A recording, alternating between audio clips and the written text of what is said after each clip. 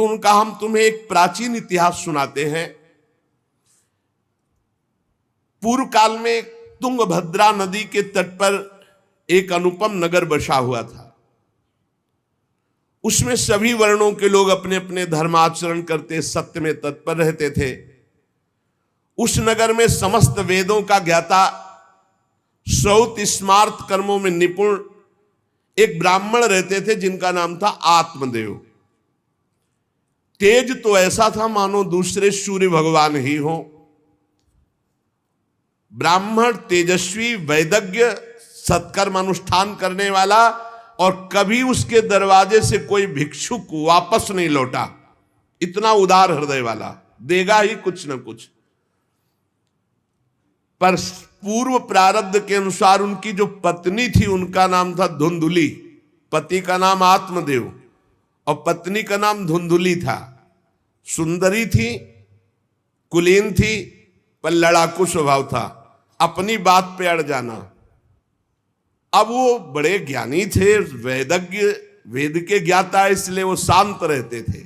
लड़ाई घर में नहीं होती, वो लड़ने वाली ही बात करती थी, पर वो शांत रहते थे। जब घर में नहीं होती तो पड़ोसी से जाके भिड़ना, जरा जरा से कारण में।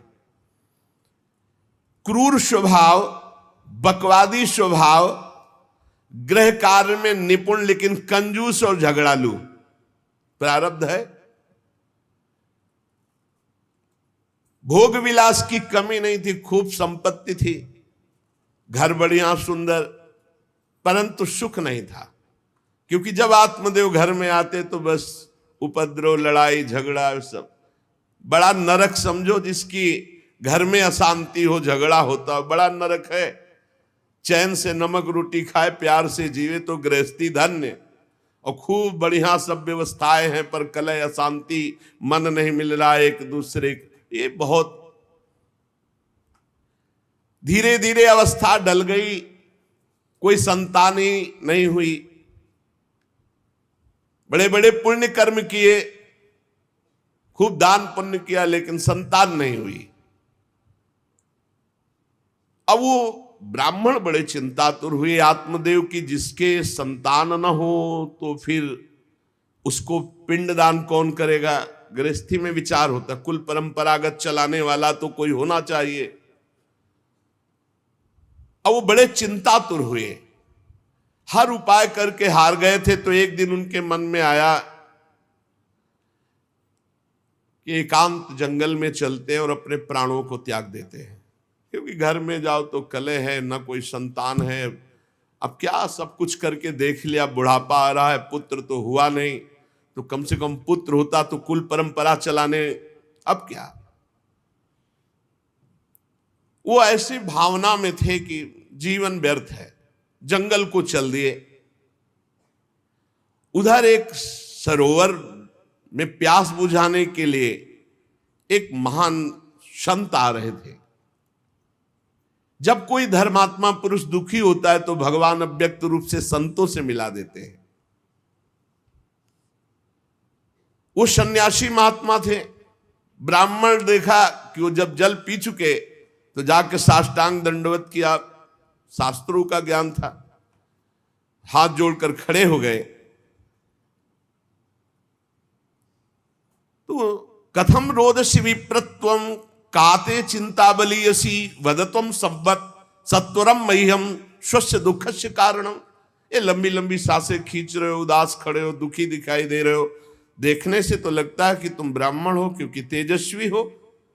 क्या चिंता है तुम्हारी जो तुम जल्दी जल्दी श्वासें खींच रहे हो लंबी और दुख प्रकट कर रहे हो। ब्राह्मण ने कहा, महाराज आखिरी उपाय आप हैं। वैसे तो मैं बताऊं, अपने जीवन से निराश हो चुका हूं। आपको देखा तो आशा बन गई। पूर्व जन्म का कौन सा प्रारब्ध मुझे पता नहीं, पर संतान योग नहीं। अब मेरे पितर गरम गरम आंसू चिंता जनित छोड़ रहे हैं, क्योंकि पिंडदान करने वाला हमारे कुल में कोई नहीं रहा, संतानें नहीं उत्पन्न हुई। बहुत दुखी हो गया हूं। सही बताऊं, मैं आम प्राण त्यागने आया हूं जंगल में। मेरा मन मुझे धिक्कारता है कि तुम्हारा सब कुछ बेकार जब संतान नहीं।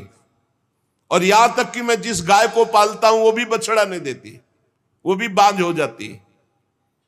यहां तक कि जो पेड़ लगाता हूं उसमें भी फूल फल नहीं आते। कितना मैं दुर्भागी हूं, बड़ा भागा हूं। अब मैं अपने प्राण त्यागने आया हूं। और फूट फूट कर रोने लगे। संत का हृदय बड़ा करुणामय होता है। संत चाहे तो नवीन प्रारब्ध तत्काल रच सकते हैं, क्योंकि भगवान के भजन में अपार सामर्थ्य है। उन्होंने अपनी दिव्य दृष्टि से देखा होगा, आत्मदेव ब्राह्मण, पुत्र का मोह तो छोड़ दो, आप विवेक का आश्रय लो, भजन करो। मैं तुम्हारी रेखा को देख रहा हूं, एक जन्म नहीं 7 जन्म तक कोई संतान है ही नहीं। देखो, संतान के पीछे मत पड़ो। राजा सगर, महाराज अंग, बड़े बड़े संतान में बहुत दुख भोगे हैं। अब तुम भजन करो, जंगल में निकल आए, भजन करो, संतान की आशा छोड़ो। ब्राह्मण ने कहा कि मुझे उपदेश नहीं, ये उपदेश नहीं, सब पढ़ा हूं, मुझे पुत्र चाहिए, पुत्र देव, नहीं मैं आपके सामने अभी प्राण त्यागता हूं, मुझे पुत्र चाहिए।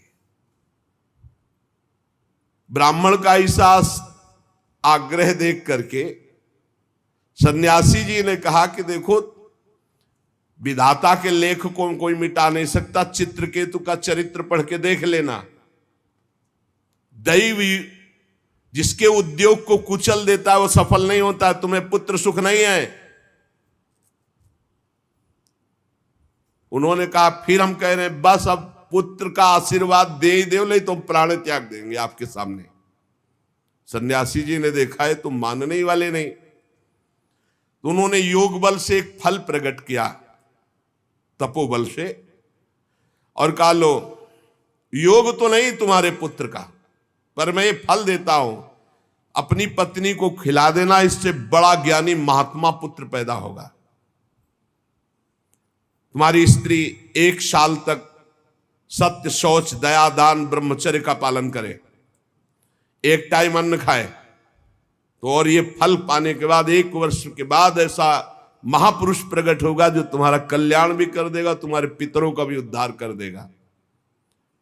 वो योगीराज सन्यासी फल दिए। अब तो आत्मदेव बड़े प्रसन्न हुए क्योंकि कामना पूर्ण हो गई। फल लेकर आए। धुंधुली उनकी पत्नी थी, जो लड़ाकू स्वभाव की, बड़ा क्रूर स्वभाव, दुष्ट स्वभाव, वैसे ही क्रूर स्वभाव था।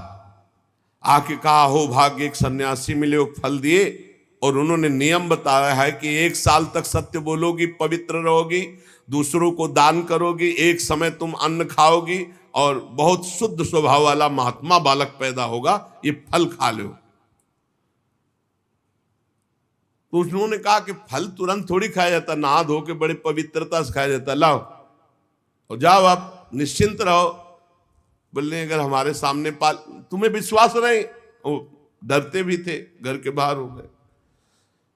अब वो कुटिल स्वभाव की थी, क्रूर स्वभाव की। उन्होंने अपनी बहन को बुलाया और रो रो के कहने लगी कि बहन, मुझे बड़ी चिंता हो गई, समस्या आ गई। क्या? बोले पंडित जी जो ये फल लाए हैं, फल से गर्भ रह जाएगा। पहले तो नियम बता गए हैं कि 1 साल तक झूठ नहीं बोलना, पवित्र रहना है, और दूसरों को दान देना, एक समय अन्न खाना है। अब हम तो बड़ी भयभीत हैं कि जब पेट में गर्भ बढ़ेगा तो भोजन कम हो जाएगा, पेट बढ़ेगा तो भोजन कम हो जाएगा। ये तो मैंने कर नहीं सकती, क्योंकि 3 बार तो हमको अच्छा भोजन चाहिए, पंडित जी का 1 बार खाना, ये तो हो नहीं सकता। अच्छा, गर्भ बढ़ा, पेट बढ़ा, खाया पिया जाएगा नहीं, बहुत परेशानी उसमें लगेगी। और कहीं दैववश से अगर डाकू आ गए तो भाग भी नहीं पाऊंगी। चलो डाकू ना आए, कहीं आग लग गई घर में, तब तो हम जल के मरी जाएंगे, क्योंकि गर्भ पेट में, ये तो हमसे नहीं। और फिर गर्भ निकलते समय सुना बहुत कष्ट होता है, ये सब हमसे नहीं होने वाला। देखो, एक क्रूर स्वभाव की नकारात्मक सोच। और कहीं प्रसव काल में गर्भ टेढ़ा हो गया तो हम तो मरी जाएंगे।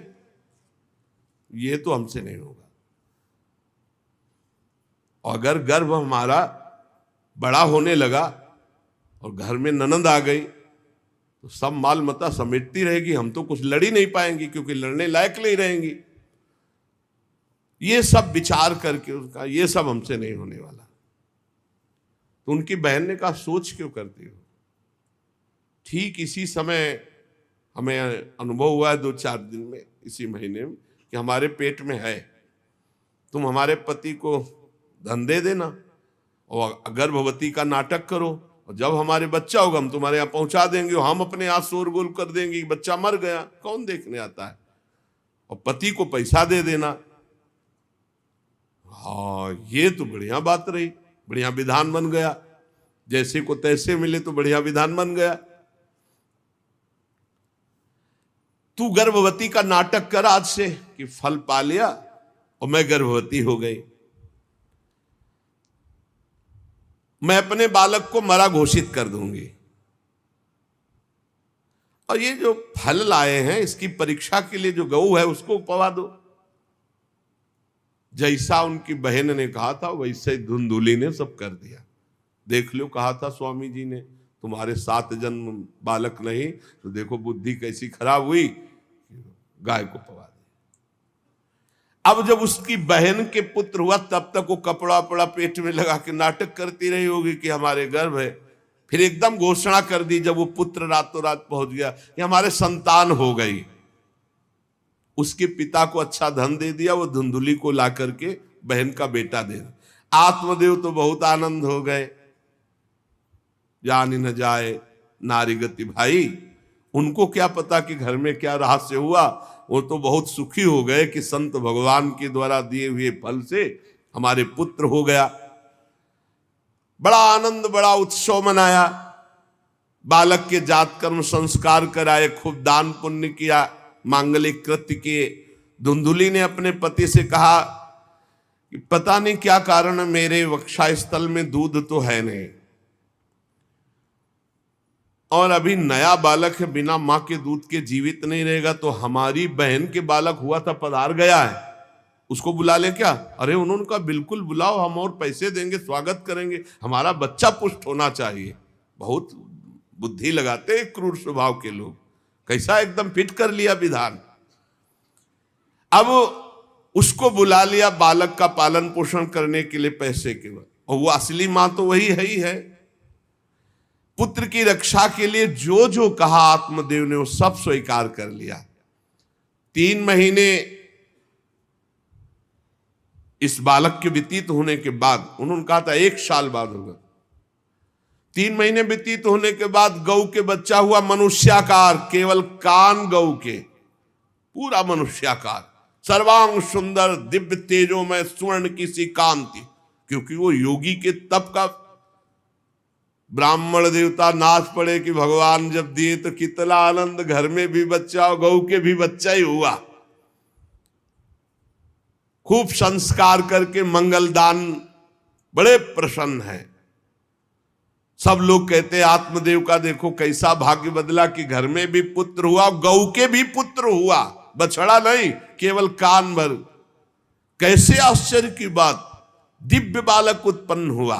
पर इस गुप्त रहस्य का किसी को पता नहीं। आत्मदेव ने देखा कि बालक पूरा मनुष्याकार, केवल कान, गाय के तो नाम रखा गोकर्ण। और धुंधुली ने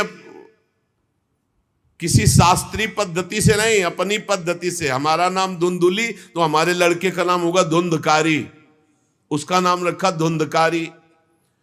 कुछ काल व्यतीत हुआ, दोनों जवान होने लगे। गोकर्ण में पूर्ण वैदिक सिद्धांत, धर्म पूर्वक, बड़े ज्ञानी महात्मा, और धुंधकारी पूर्ण दुष्ट। शौचाचार का तो नाम भी नहीं था पवित्रता का धुंधकारी में।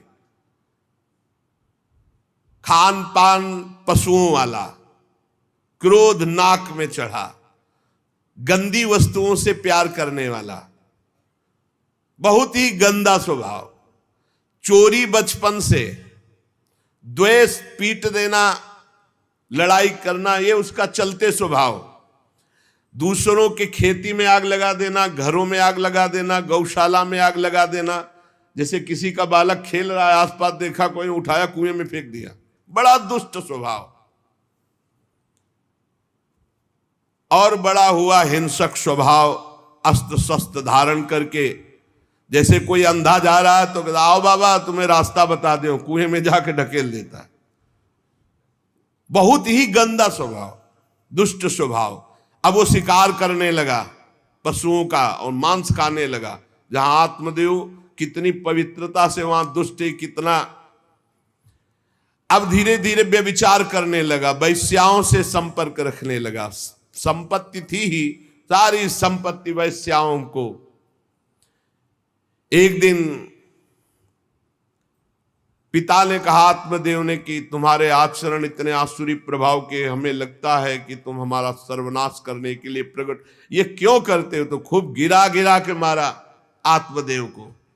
सन्यासी की बात अब याद आई कि तुम्हारे भाग्य में पुत्र सुख नहीं है। खूब मारा आत्मदेव को। जब इतनी जोर से मार रहा था तो थोड़ी तो दया आई कि पति है, बचा ले। तो धुंधुली गई, तो फिर धुंधुली की दम जम के पिटाई की। अब वो तो राक्षसी स्वभाव। और घर के जितने जेवर बर्तन सब उठा के बेच दिए, वैश्यागामी हो। अब जब सारी संपत्ति स्वाहा, खाने को भी नहीं, तो धुंधुली बैठ के रोती।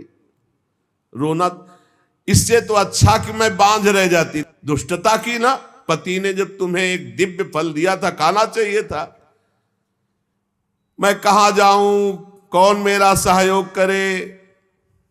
बड़ी विपत्ति, बड़ा दुख, न खाने को न पीने को। अतरे दिन पिटाई करता धुंधकारी, आत्मदेव की भी और धुंधुली की भी। पिता बैठ के रो रहे थे। मैं सन्यासी की बात मान जाता तो गोकर्ण जी आए और उन्होंने कहा पिताजी, आप जैसे विद्वान पुरुष को ऐसा शोक करना उचित नहीं। तुम शास्त्र के ज्ञाता हो, तुम्हें चाहिए कि संसार की असारता का तो थोड़ा विचार करना हो। ये दुख रूपी मोह में फंसकर आप एक अज्ञानी पुरुष की तरह रो रहे हो, पिट रहे हो। पिताजी, क्या शास्त्रों में नहीं पढ़ा पुत्र किसका, धन किसका, पत्नी किसकी, शरीर किसका? ये मोह के कारण अज्ञानी जन रात दिन दीपक की तरह जल रहे। पिताजी, ना सुख इंद्र को है, ना चक्रवर्ती राजा को है। सुख है तो एकांत में भगवान का भजन करने वाले को है। ये देखो गोकर्ण, ये मुंचा ज्ञानम प्रजारूपम मोह तो नरके गति। ये नरक जाने वाली बात, पुत्र के मोह में फंस करके आप छोड़ो इसे। आपका शरीर नष्ट हो जाएगा। इसलिए मेरी प्रार्थना मानो, आज से निकलो घर से और वन में जाओ, भगवान का चिंतन करते हुए जीवन व्यतीत करो। गोकर्ण जी के वचन सुनकर आत्मदेव वन में जाने के लिए तैयार हो गए। उनका बेटा, आज तक तो कभी वन में तपस्या भजन किया नहीं, बड़ा शरीर से राग है, क्या करूं, कैसे भगवत प्राप्ति करूं? तो देहे स्थिमांसि रुधिरे भिमतिम त्यजत्वम जाया सुतादिषु सदा ममतां विमुंच पश्यानिशं जगदिदं क्षणभंगनिष्ठं वैराग्य राग रसिको भव भक्ति निष्ठा धर्मं भजस्व सततं त्यज लोक धर्मान् सेवस्व साधु पुरुषान् जहि काम तृष्णाम् अन्यस्य दोष गुण चिंतन मासु मुक्त्वा सेवा कथा रसमहो नितराम पिबत्वम। संत समागम कभी व्यर्थ नहीं होता। देखो, संत समागम का फल है गोकर्ण जी। गोकर्ण जी ने कहा, पिताजी, जिस शरीर को आप मैं मान रहे हो, ये आप मैं नहीं हो। ये शरीर हड्डी मांस रुधिर का पिंड है। इसे आप मैं मानना छोड़ दें। आपकी स्त्री, आपका पुत्र, ये कभी आप मत माने। ये आपके नहीं थे, न पहले और न बाद में, बीच में भास रहे कि आपके हैं। ये संसार रात दिन नाश को प्राप्त हो रहा है, क्षण भंगुर है। किसी भी कोई वस्तु में ममता मत करो, यहां कुछ स्थायी नहीं है, सब नष्ट होने वाला है। बस एकमात्र वैराग्य रस के रसिक होकर भगवान की भक्ति में लग जाओ। कैसे भक्ति करे? धर्मम भजस्व सततम, सदैव धर्म का भजन करो। कौन सा धर्म? बोले त्यज लोक धर्मान, लोक धर्म का त्याग करके भागवत धर्म का आश्रय लो। भागवत धर्म का आश्रय कैसे प्राप्त होगा? बोले सेवस्व साधु पुरुषान, सदैव संत पुरुषों का संग करो, उनकी सेवा करो। उनके संग से, उनके वचनों से, उनकी कृपा से तुम्हारे हृदय में भागवत धर्म का परिचय जागृत हो जाएगा, तुम महाभागवत हो जाओगे। पर संतों का सेवन करने के लिए जो सबसे बड़ा दोष है, काम और तृष्णा, ये नई संतों के पास टिकने देती। इसलिए जही काम तृष्णाम, कामना और भोगे हुए भोगों को जो भोगने की इच्छा, तृष्णा, इनका त्याग करके संत संग करो। और जब संत संग होने लगे तो सावधान हो जाओ, अन्यस्य दोष गुण चिंतन मासु मुक्त्वा, दूसरे के गुण दोषों का चिंतन न करके श्री भगवान का चिंतन करे, भगवान की सेवा करे, भगवान की कथा लीला सुने, तो उसको नित्य भगवत धाम की प्राप्ति हो जाती है। हे पिताजी, शरीर से मैंपन छोड़ दीजिए और शरीर संबंधियों से मेरापन छोड़ दीजिए और भागवत धर्म का आश्रय लेकर संत समागम कीजिए। सदैव संतों की सेवा, भगवत सेवा, नाम जप, लीला कथा, श्रवण गायन, इसी से भगवत प्राप्ति हो जाएगी। बस उसी समय गोकर्ण को मन से प्रणाम करके कि भगवान गुरु रूप से इसी रूप में आकर मुझे उपदेश दे रहे हैं, उसी समय आत्मदेव जी ने तो घर छोड़ दिया और वन की यात्रा की।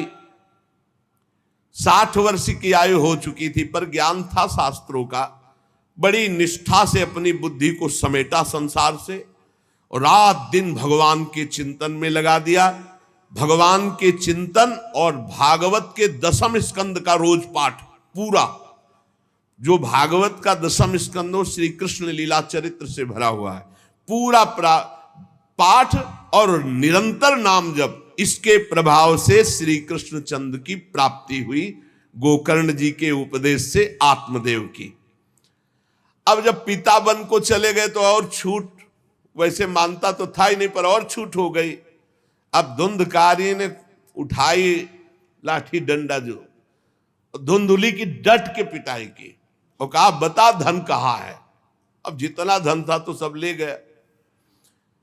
फिर जलती हुई लकड़ी, लुकाठी, उससे बता धन कहाँ है। किसी तरह वो छूट पाई तो भागते हुए जाकर कुएं में गिरकर अपने शरीर को नष्ट कर दिया कि रोज की पिटाई से अच्छा एक बार दुर्गति को प्राप्त हुई। धुंधुली दुर्गति को प्राप्त हुई, पति आत्मदेव श्री कृष्णचंद्र को प्राप्त हुई। योगनिष्ठ गोकर्ण जी ने जब देखा कि धुंधकारी का आतंक बढ़ रहा है तो उन्होंने छोड़ दिया। जो ज्ञानी पुरुष होते प्रपंच नहीं स्वीकार करते, उनको कोई सुख दुख इससे नहीं, उदासीन भाव से तीर्थ यात्रा को निकल गए। धुंधकारी ने 5 वैश्याओं को अपने संग में रखा, सब नौजवान वैश्याएं। अब उनके लिए पशुओं का मांस चोरी करके उनकी मनोकामनाएं पूरी करना। बुद्धि भ्रष्ट थी, आचरण भ्रष्ट थे, क्रूर कर्मा। एक दिन उन वैश्याओं ने कहा कि हमको तो हार नहीं पहनाया आज तक, कामना होती है। अब 5 को हार लाने के लिए तो बहुत रुपया चाहिए। मौत की भी उसको कोई भय नहीं रह गई थी। वो जिसको देखता काट करके जो मिलता धन एकत्रित करके 5 के लिए सुंदर आभूषण हार। अब हिंसा में उतरा जो, तो उसके लिए क्या। स्त्रियों ने सोचा कि नित्य नवीन चोरी करता है, आज हमने हार के लिए कहा तो 5 के लिए व्यवस्था कर दिया।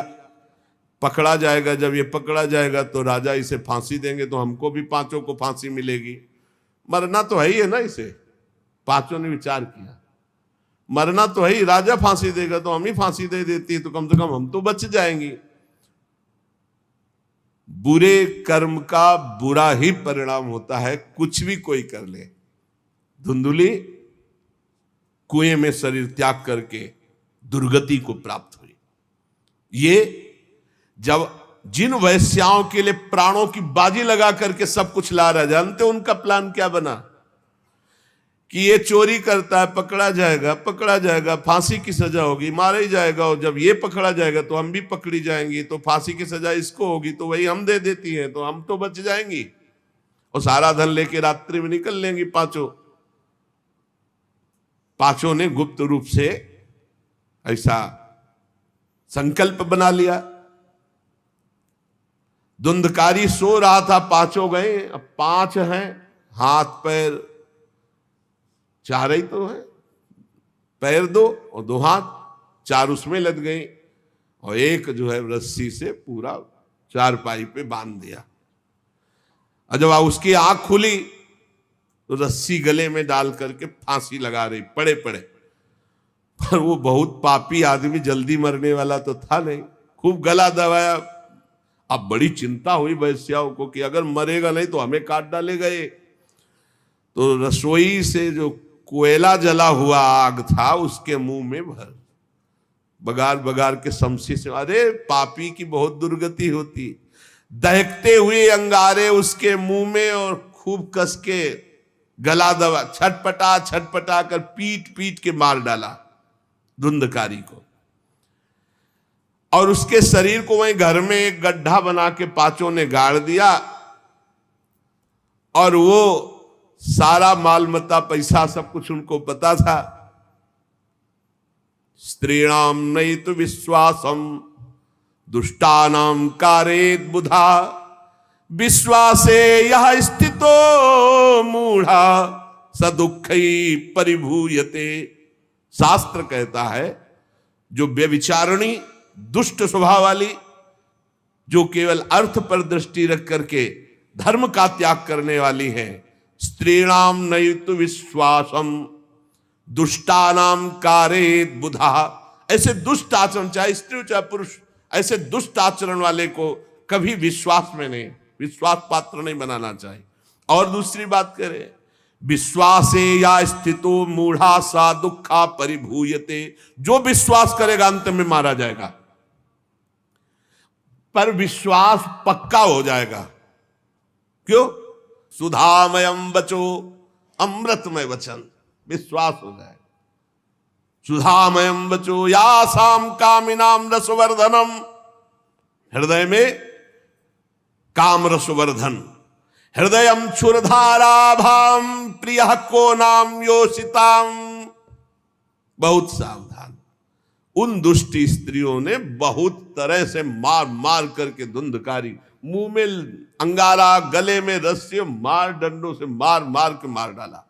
बहुत बुरी तरह मारा धुंधकारी को। अब जब दिन में निकलना चाहा तो लोग, आज धुंधकारी नहीं देखा, बोले प्रीतम किसी कार्य से बाहर गए और असर लगाकर पांचों माल मत्ता लेके भाग गए। बहुत सावधान। संहृत्य वित्तम तायाता कुलटा बहुभर्तिका, धुंधकारी बभूवात महान प्रेतः कुकर्मतः। जो कई पुरुषों से सहवास करती हैं या कई स्त्रियों से जो सहवास करता है, ऐसा अपवित्र हो जाता है कि उसके छूने मात्र से पुण्य नष्ट हो जाते हैं। फिर तो उनके संग से ही रह रहा था, उसे वैश्या उसे ही कहते हैं। उन वैश्याओं के संग से सारे सुकृत नष्ट हो चुके थे, महान पाप का स्वरूप हो गया था, और वो सब भाग चुकी थी। तो धुंधकारी को भयंकर प्रेत योनि की प्राप्ति हुई। प्रेत योनि, भयंकर प्रेत योनि। अब वो बवंडर रूप, जो चक्रवात जैसे बवंडर देखते हो ना, वो रूप धारण करके 10 दिशाओं में भटकता। और प्रेत को स्वयं से पानी पीने के लिए कोई सुविधा नहीं। ऐसा नहीं नदी के किनारे रह रहा तो पानी पी लेगा, वो किसी को पकड़ेगा तब उसके द्वारा जो उसको पानी पिलाया जाएगा वो उसको मिलेगा। ऐसे पानी नहीं पी सकता, ना कुछ खा सकता है, ना कहीं विश्राम कर सकता है। वो बस हा दई चिल्लाता हुआ, रोता हुआ भटकता है। प्रेत योनि बड़ी भयानक होती है। जब तीर्थ यात्रा करके गोकर्ण जी लौटे तो सुना कि धुंधकारी का लापता और मार डाला गया। तब उन्होंने फिर गए और वहां पिंडदान किया धुंधकारी के लिए भी। बड़े महात्मा थे गोकर्ण, श्राद्ध किया और काफी तीर्थों में मंत्रानुष्ठान किया कि इसका कल्याण हो जाए। ये सब करके लौट आए अपने पिता आत्मदेव के घर में।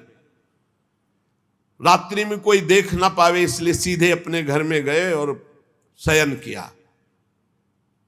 और वहीं गड़ा था धुंधकारी, प्रेत आत्मा बन के वो मड़रा रहा था। वही प्रेत आत्मा ऐसे को नहीं छूती जो भगवान का भजन करते। देखो अब जे धुंधकारी ने देखा कि गोकर्ण आए हैं तो उसको तसल्ली हुई कि महात्मा हमारा कल्याण कर देगा। और वो प्रकट हुआ, भेड़ा बना।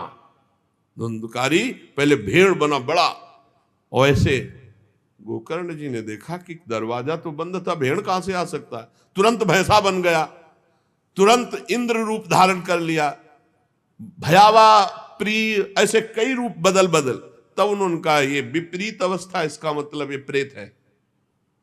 क्योंकि ऐसी विपरीत निंदनीय और बंदनीय दोनों रूप धारण कर रहा है, दुर्गति को प्राप्त हुआ प्रेत आत्मा है।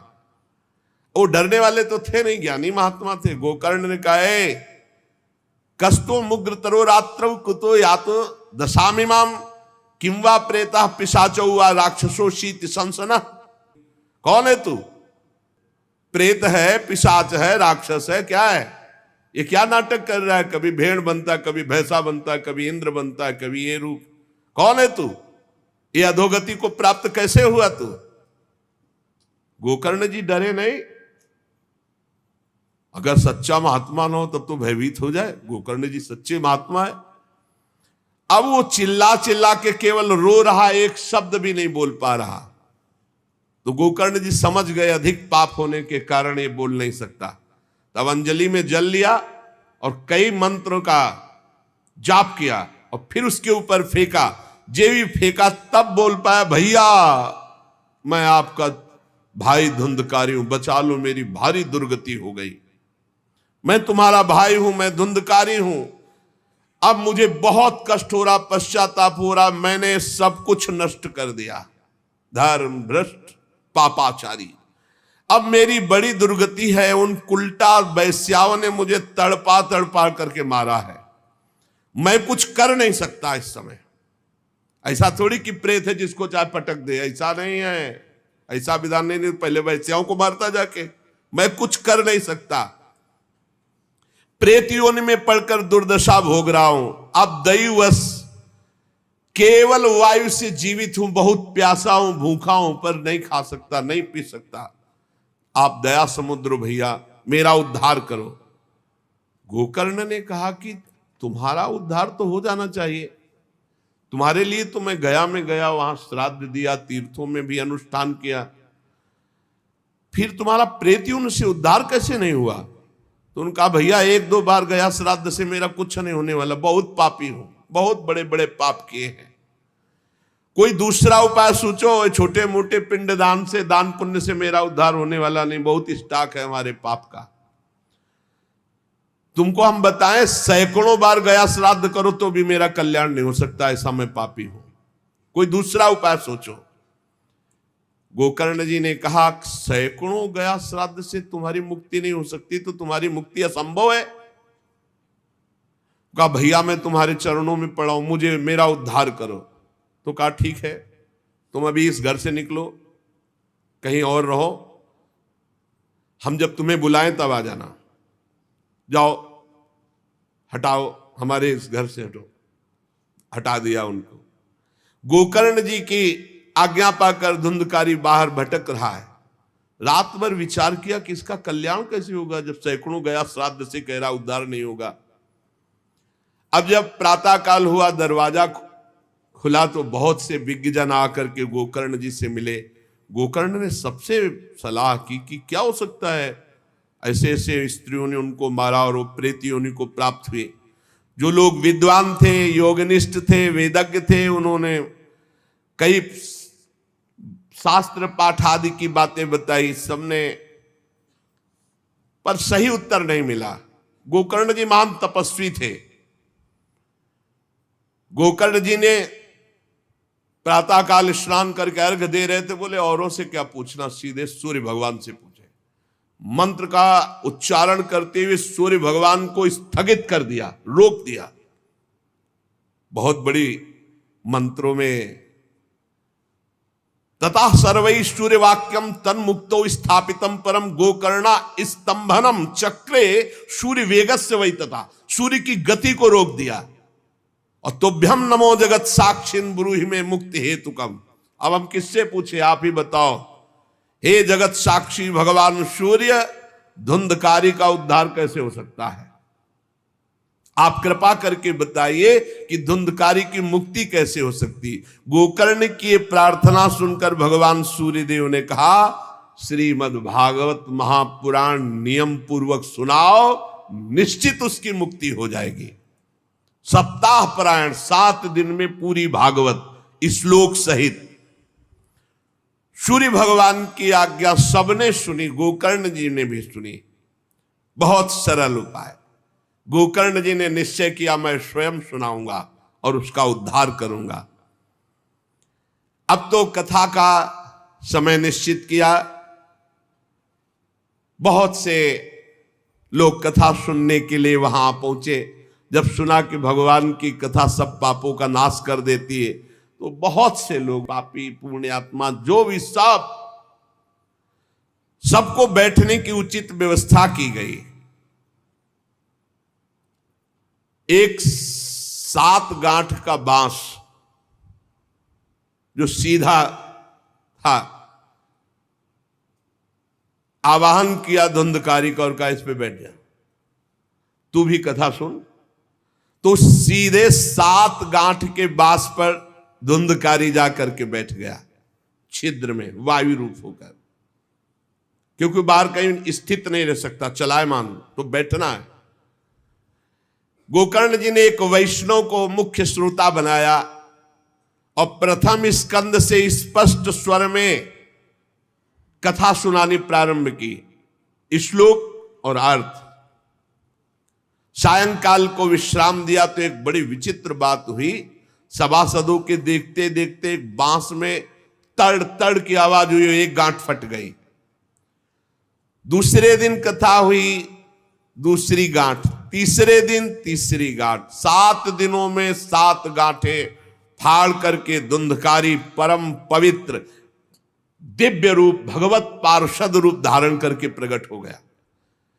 धुंधकारी का श्याम वर्ण पीतांबर धारण किए, तुलसी की माला, सिर पर मनोहर मुकुट, कानों में कमनी कुंडल, सामने आकर गोकर्ण को प्रणाम किया और कहा, भाई अब मैं भगवत पार्षद बन गया, प्रेत योनि से मुक्त। 7 दिन में भयंकर पापात्मा धुंधकारी श्री भगवान की चर्चा सुनने के कारण भगवत स्वरूप हो गया। ओहो, कितना प्रेत पीड़ा मैं सह रहा था, एकमात्र श्री कृष्णचंद्र जी की लीला कथा सुनने मात्र से मैं भगवत स्वरूप हो गया हूं। भैया मैं कैसे आपका उपकार करूं? मैं निंदनीय से निंदनीय पाप कर्म करने वाला कैसा उज्जवल स्वरूप प्राप्त कर लिया। भला मोह पूर्वक लालन पालन करने वाले शरीर को जो हष्ट पुष्ट करते हैं, उन्होंने भगवान का नाम जप नहीं किया, चर्चा नहीं सुनी, तो जीवन किस काम का?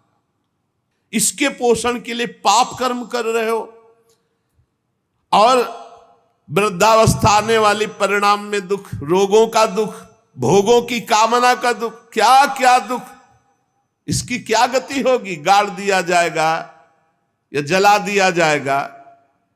ऐसे मनुष्य शरीर को प्राप्त करके भगवत प्राप्ति नहीं की तो जीवन व्यर्थ चला गया। अरे जो अन्न प्रातः काल पकाया जाता है, दूसरे दिन सड़ जाता है, उसी अन्न से इस शरीर का पोषण होता है, 6 घंटे में मल बना के निकाल देता है। ये शरीर कहीं अविनाशी है क्या? नाशवान शरीर है। जो लोग भगवान की कथा से वंचित है, भगवान का नाम जप नहीं करते, वो बुदबुदे जीवों में मच्छरों के समान जीवन उनका है, जन्मे मरे किस काम के।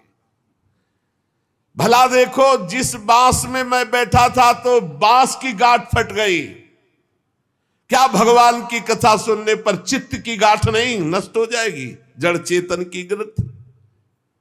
इसलिए धन्य है वो जो भगवान की कथा सुनने में अपना समय व्यतीत करते हैं। धुंधकारी ऐसी बातें कह रहा था, सबने देखा जय घोष करते हुए नमो नमः नमो नमः, और एक दिव्य विमान आया। भगवान वैकुंठ नाथ के पार्षद मंडलाकार तेजो में विमान, और सबके देखते देखते कहा धुंधकारी आओ, और वो दिव्य पार्षद रूप विमान पे चढ़ा।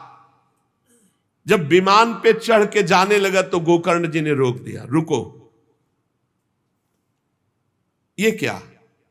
कथा तो शास्त्रों लोगों ने सुनी, तो आपको शास्त्रों विमान लाना चाहिए और सबको बैठाल कर ले जाना चाहिए, क्योंकि हमारे सुनाने में कोई भेद नहीं था और ये सुन भी सब ध्यान से रहे थे। तो भगवत पार्षदों ने कहा आपके सुनाने में कोई भेद नहीं था, पर सुनने में भेद हो गया है, श्रवण भेद हो गया। ये उपवास करके बिना कुछ खाए पिए रात दिन कथा का ही चिंतन करता रहा, मनन करता रहा, इसके कारण इनको भगवत पार्षद रूप मिला और जा रहे। और ये कथा सुना भर है, मनन नहीं किया, मनन विषयों का हुआ, इसलिए ये विमान पे नहीं। ये निराहार रहकर 7 दिन में चर्चा सुनता और रात भर उसी का चिंतन करता, उसके प्रभाव से परम पद का अधिकारी हुआ। इसलिए जो मननहीन है, जिनको गुरुवचनों पर विश्वास नहीं है, जो कथा में चित्त की एकाग्रता नहीं है, वो फल भेद हो गया, वो भगवान के दिव्य धाम में एक बार में नहीं जा सकते। गोकर्ण जी आपको तो लेने के लिए स्वयं गोलोक बिहारी आएंगे, यूं कह करके विमान अंतर्ध्यान हो गया, अर्थात चले गए। गोकर्ण जी ने समस्त श्रोताओं से कहा बिना तुम्हें विमान में बैठा ले मुझे चैन नहीं। सावन के महीना में हम फिर अनुष्ठान करेंगे, सब लोग कथा सुनो और सच्चे नियम से रहो, उसका मनन करो। ऐसा ही किया, सब लोग उपवास करके अल्पाहार करके कथा सुने, और जे ही 7 दिन में कथा की समाप्ति हुई तो भगवान के बहुत से पार्षद विमान लेकर आए, और जितने कथा सुनने वाले थे सबको परम धाम ले गए। और भगवान ने गोकर्ण जी को स्वयं गोलोक बिहारी हृदय से लगाया, जे भी हृदय से लगाया तो गोकर्ण भगवत स्वरूप हो गए। वही किरीट श्यामवर पीतांबर धारण किए हुए, कुंडल आदि से विभूषित। यहां तक कहते हैं कि उस कथा में सुनने में जो कुत्ते भी बैठे थे, वो भी गोकर्ण जी की दृष्टि पड़ने पर विमान पर बैठकर भगवत धाम को गए। भक्तवत्सल भगवान श्री कृष्ण इतने गोकर्ण जी पर प्रसन्न हुए कि तुमने सबको कथा सुनाकर मंगल अनुष्ठान। इसलिए गोकर्ण जी जिस जिसको चाहा, मालूम कथा सुनकर कुत्ता मनन तो नहीं कर सकता, लेकिन गोकर्ण जी ने मनन किया कि ये कुत्ता भी कथा में बैठा था, इसका भी भगवत उद्धार हो जाए। ये आप इसीलिए आसपास जो ये जीव जंतु सब भगवत स्वरूप हो जाते हैं। बड़े बड़े सिद्धों को जो गति नहीं मिलती, भगवान की लीला कथा सुनने से, गोकर्ण जी के प्रभाव से धुंधकारी सहित समस्त श्रोताओं को भगवत धाम की प्राप्ति हुई। शेष चर्चा आगे। श्री राधा वल्लभ लाल की जय।